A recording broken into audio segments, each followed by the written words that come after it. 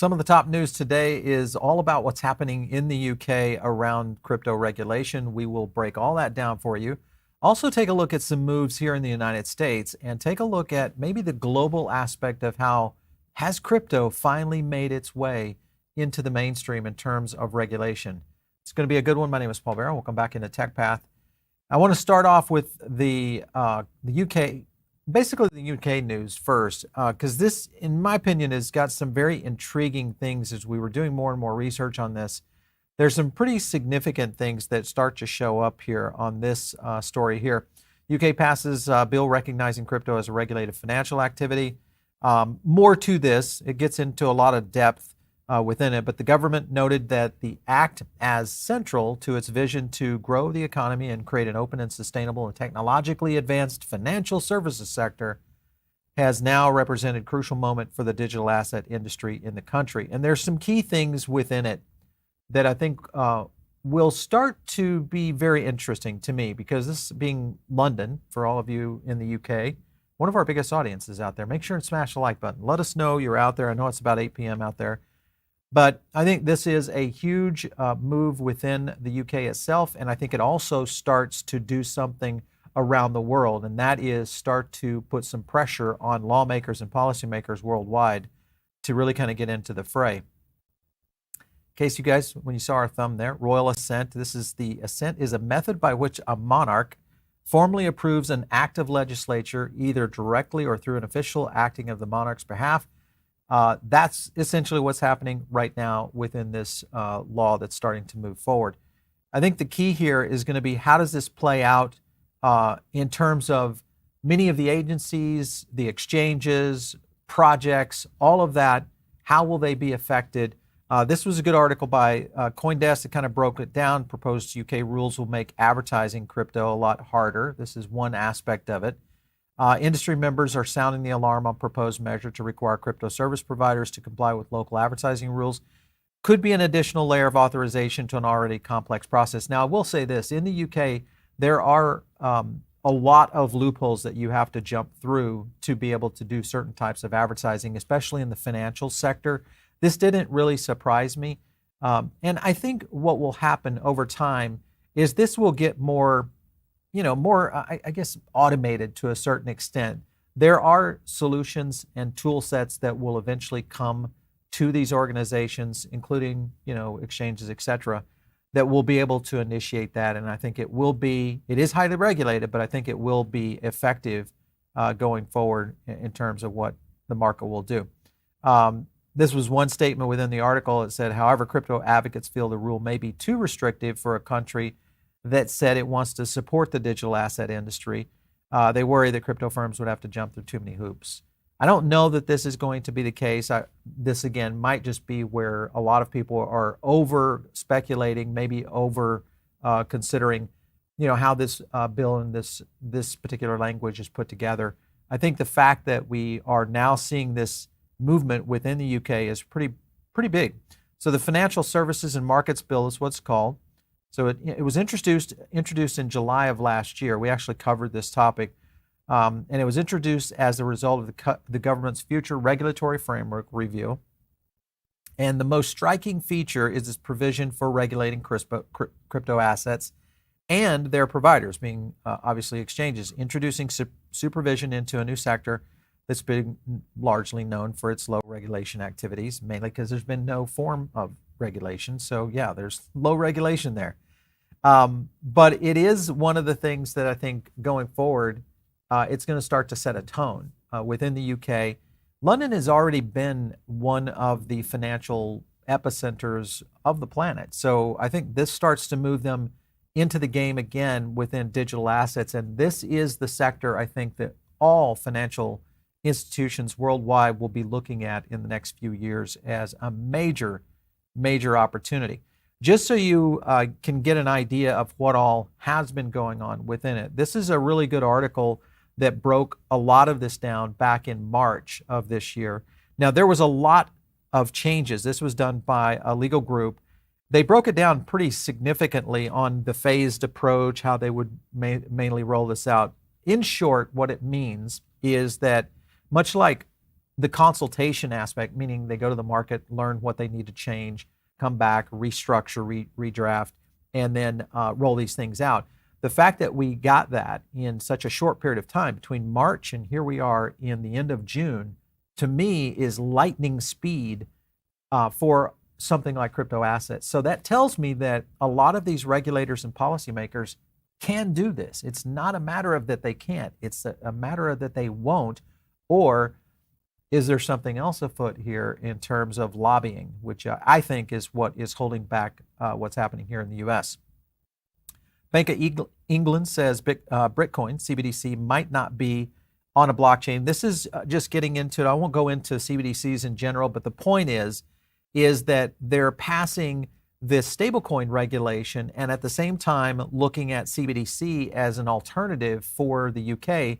What does that tell you? It tells you that they're not really seeing stablecoins as a threat or a competition to what would happen on the CBDC space. So that too, I think, is positive news, even though I think it will take some time to understand what they decide to do in the UK around CBDCs. So still a lot of evolution, much like when you saw in the early ages of the internet.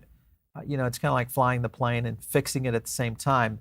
But I think the fact that we've got a major country like the United Kingdom moving in this at this pace and in this kind of framework is a huge step forward in the crypto community in its entirety. So a lot definitely looking positive here. From the block, this was a good article, I think, that kind of broke it down. But crypto leaders bemoan the U.S. failing behind UK and other nations for crypto adoption. Let me zoom in on that just a little bit so you can kind of see some of the notes that we pulled up. A couple of things here, a little bit disheartening and frustrating to see the U.S. fall behind. Listen, this has been the mantra of our channel, I feel like, is trying to explain and we've had many lawmakers, policymakers on our show, but this is amazing to see this much movement around the world. And we're not just talking about one or two places, because I think a lot of times policymakers will try to say, oh, well, it's happening in El Salvador. That was 2.5 years ago. And now what we're seeing, it's happening in G7 countries. And that to me, plus some of the major competition countries when we look at GDP competition in the future. But pretty interesting stuff in reference to what I think a lot of people have already kind of seen as cat out of the bag, as the U.S. is way behind here. Here was Chris Dixon, A16Z, general partner, said the firm had been working with policymakers and regulators across the globe. All during the discussions, it has become clear that the UK government sees the promise of Web3. Now, you'll remember last week we did a huge video on what's happening in Hong Kong. We've showed a lot of what's happening in Asia in general, but we've also showed a lot of what's happening in the Web3 space, which is being adopted around the world, and obviously the UK now part of this. Don't forget, EU, MiCA, UK, separate regulations, separate alignment, and I think with what they're trying to do in London is get into a position of power within this space. There are some interesting things that have not been completely boiled out. We're going to try to get an expert on the show to talk about this particular bill or law and break it down, because there's some interesting aspects of exchanges that will have to have somewhat like residency within the country, which is normal in most financial aspects around the world. But what it does do is it starts to put a little bit of pressure on companies like Coinbase and Kraken and many others that might decide they want to go live in the UK. They'll have to be able to operate in their entirety within that organization or within that country. So that's a big deal as well. Now, with all that being said, one of the things that I think has been a little bit of a detriment to the United States moving into this is mostly misinformation. And one of the misinformation pieces is, of course, our president, Mr. Biden, says he's going to make the tax system fair by eliminating loopholes for crypto traders. This was, kind of the craziness of these statements, because really, to me, when you're trading crypto, you have the same responsibilities if you're doing any other asset out there, in terms of capital gains, etc. So I think this kind of rhetoric that comes out of the White House is one of the things that starts to slow things down. This may be starting to spin, though, within the United States, and mainly because mainstream or Main Street, Wall Street is starting to jump into the mix. And I think that may start to change the narrative coming out of DC. Because let's face it, guys, we all know DC is run on the pocketbooks of lobbyists and many organizations who are interested parties in different sectors. So I don't think it's going to be any different right now. Speaking of that, this was a tweet by Cameron Winklevoss, of course, one of the founders over at Gemini. And he hits on, this is former chair of the SEC, Jay Clayton. You've probably heard us talk about this quite a bit. I want to play this clip for you guys. Let me click this one and we'll go. Let's take this to a very high level on the regulatory side. What you're hearing from the leaders of the regulatory organizations is if we're not losing cases, if we're not being pushed back on by the courts, we're not doing enough. Think about that for a second. That is a fundamental shift in how we as Americans view the role of the government. I don't want to be in a place where I know the government is going to bring cases they think they're going to lose. Imagine you're the person who is the subject of that case. Now, we're talking about corporations. Yeah, to see if they can. And if they're not stopped, they're going to, yeah. Right, but this is an ethos now, which is unless we're losing, we're not bringing enough cases. That may be fine for private litigants against each other and think about it. But when you have the power of the state and you're supposed to only bring cases and only make rules that you think are going to pass judicial muster. Let's take this to a very high level on the regulatory. All right, so I think that is, the statement is pretty straightforward here. It's a total abuse of power. It's the one that we're living through right now. And I think at the end of the day, now finally, people in the United States are starting to realize that this is affecting American citizens in a very, very big way. And it really means the benefits of American citizens in terms of being able to invest in digital assets. And that is the problem because the rest of the world has moved on without the United States. Now, we seem to be scrambling a little bit here right now, really about the last 60 days. There has been a lot more number of hearings. You've seen it here on our channel. There's also been a ton more movement in the space from the financial institutions that are the old guard, and we'll explain a little bit about that.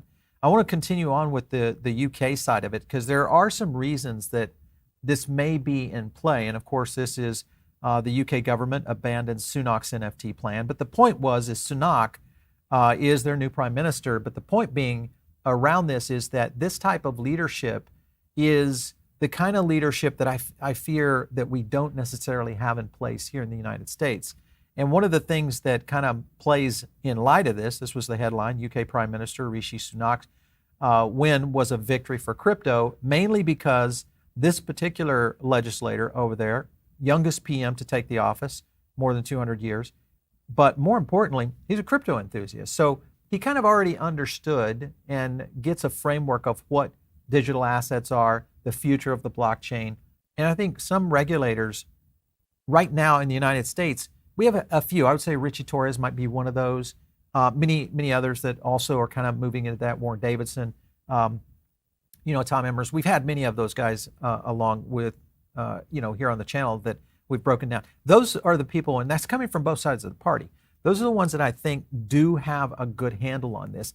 And that's the bright spot in where all of this might be showing up for the United States. The question to you guys right now, is it too late? Are we behind now? Or can we pull this out and being the U.S., the all power, can we pull this out and become a dominant force? Or are we too far behind and it's going to take time for this to move out? Love to get your feedback. Drop some comments down below. If you have some questions, you can also drop them in over in the sidebar. We will get a poll up for you guys to participate in as well. Just to give you an idea how long we've been tracking this, this is a good example. I mean, we were back on this 9 months ago in the UK when Liz Truss was back there. So, it's been something that has been going on for some time. So I think the framework and also the idea that the UK was going to do something was already evident. And I think it's also showing now that they moved very quickly. And that, again, is, I think it's good for the United States because the thing behind that is, one thing I do know about lawmakers and policymakers is they don't like being showed up on the world stage. And right now, they are getting it handed to them on the world stage. Now, some of the bigger news today, breaking right here. $4.5 trillion Fidelity, meaning their assets under management, officially refiles for a spot Bitcoin ETF. So we reported on this earlier in the week that they were planning to do it. Now it looks like it's underway. One thing that I was anticipating coming out of Fidelity, because they seem to be on the ball in terms of just the innovation that they're doing within their own organization of offering Bitcoin and ETH within the Fidelity program right now, is I'm anticipating something big coming from them. And I don't know what that necessarily might be. Could be something as simple as an open wallet. I don't know, but it just feels as if they're prepping for some very interesting positioning. Now remember, you had Cathie Wood changing up her ETF filing for more transparency. You already had BlackRock, who had a uniqueness in their filing that would possibly give the SEC some cover. And now you have Fidelity playing into this mix as well. So there's a lot of very interesting things playing into this whole situation. So SEC can't seize power in regulating digital asset. Coinbase is arguing this. And this is something that John Deaton actually jumped in on this and in comment to Paul Graywall.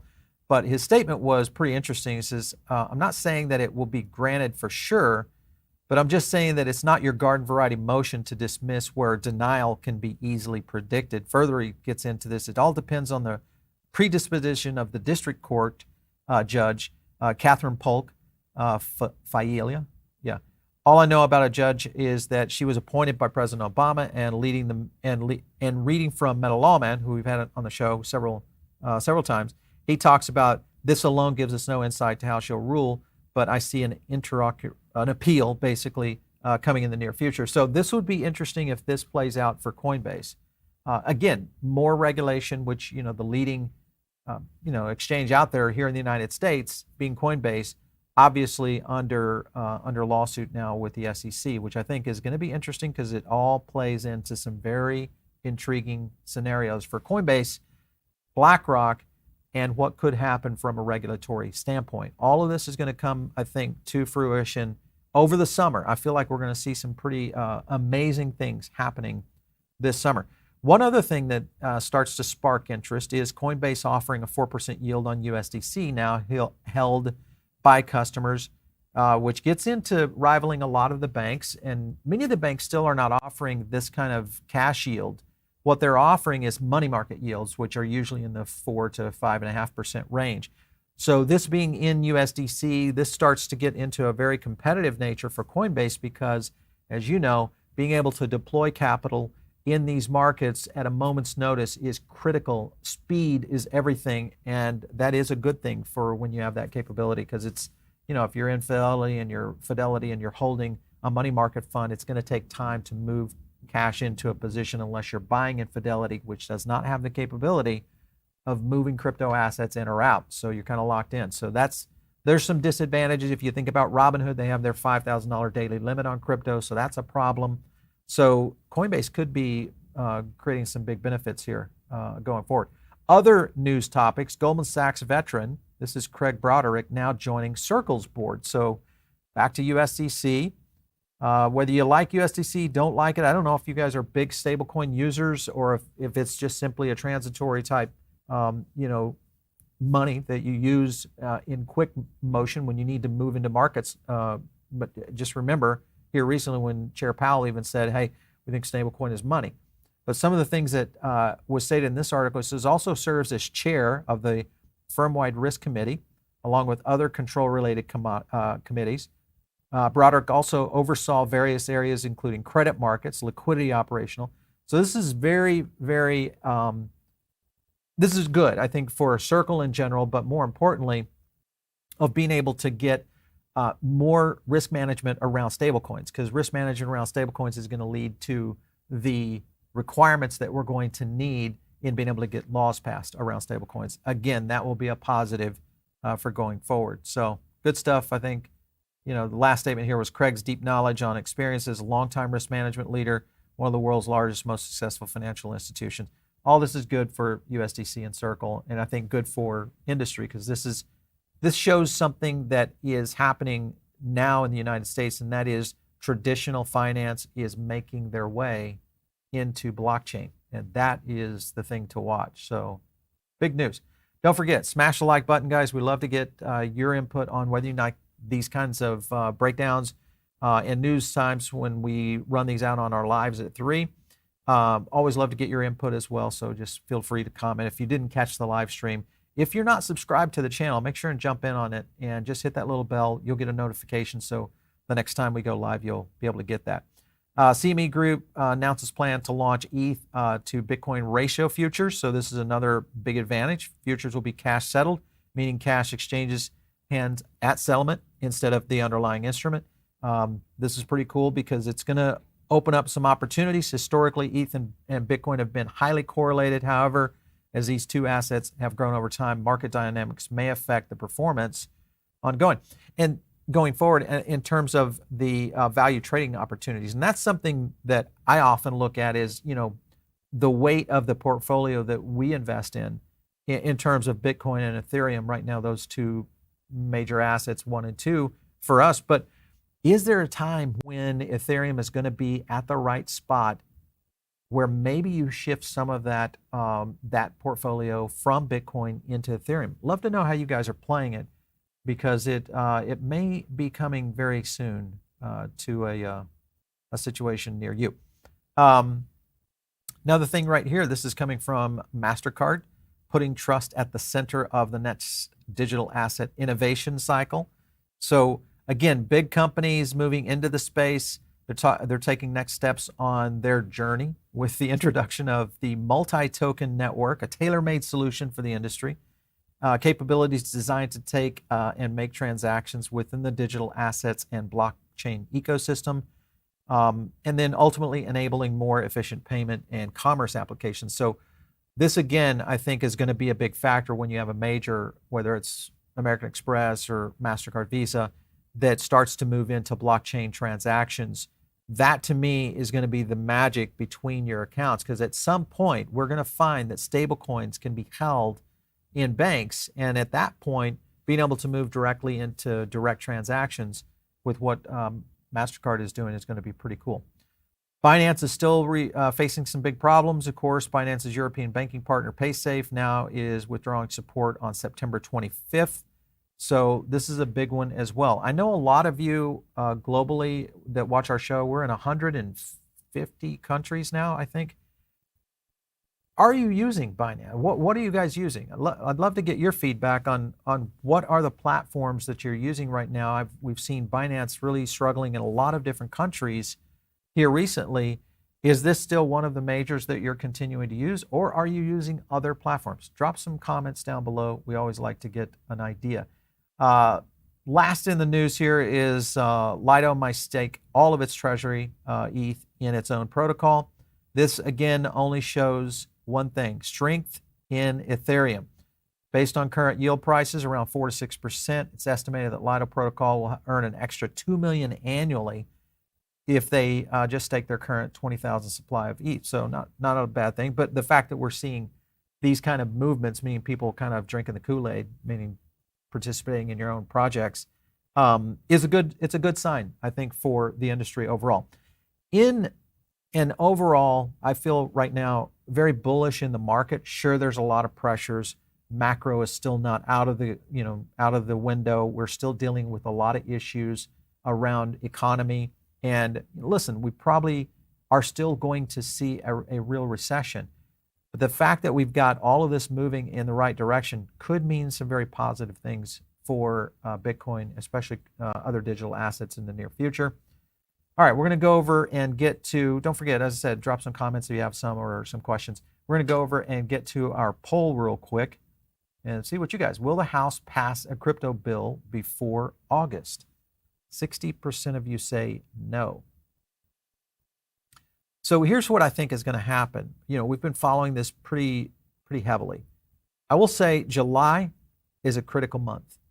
And we just showed you there was a huge letter from Maxine Waters and Patrick McHenry's office going to Chair Gensler and also Janet Yellen this week. They had to respond by tomorrow. Tomorrow's the deadline. And what they're looking for is responses that can assist in the bill construct. Didn't say, tell us why we shouldn't do this. Just tell us how we can do this better. So to me, that tells us that we could see this go on to the floor of the House and possibly get approved and passed this summer. If it does, that will be huge. If that happens before August, which I think it will, I'm going to go on the other side of you guys and go a little bit more optimistic that we might get that done. So anyway, get over to a few questions here. Trevor says, until the President of the United States is knowledgeable about crypto, progress in the legislation will move slowly. I mean, yes and no. I feel like, you have to remember, this is just my opinion, in the sense that I think most presidents they are the ear. They have a lot of people that basically tell them what's up and what to do. So I think they don't have to be knowledgeable in everything. I think the fact that they just understand, hey, the lobbying groups are behind it. Now the financial institutions are behind it. We have to get under this game. Jen says, Fidelity does a lot to communicate with crypto customers. They do. They're doing a pretty good job on their YouTube channel. We've showcased it a few times here. And, we've tested Fidelity's product. It's not bad, and they do communicate a lot. They do say that a lot of things are coming. Question is time that it will be coming into play. All right, what else do we got here? Revved Up Biker says, no crypto regulation in the U.S. until Gensler goes. I don't agree with that. I think Gensler is going to be put into a political liability category. And I think now that changes the game. The minute he is a political liability to Senator Warren, things will change. And I think that's very near. Tony says the UK is looking up to be a crypto hub. Totally agree with that. London could become, remember, London at one time was the world's financial center. It was not Wall Street. It was London. Maybe they're up for it. And I agree. XRP for life. Flip the switch, Judge Torres. That would happen for sure if we get an XRP ruling. All right, guys. It was good seeing you guys. Remember, don't forget, if you're not in our Diamond Circle, it's one of the best places you guys can go to get additional content. We do another podcast over there, additional audio notes that we send out within it. And we also drop in a lot of our own content that maybe you might have missed. So it's a great place for you guys to start. And of course, if you want to reach me, it's out there on Twitter, @Paul Barron. We'll catch you next time right here on TechBat.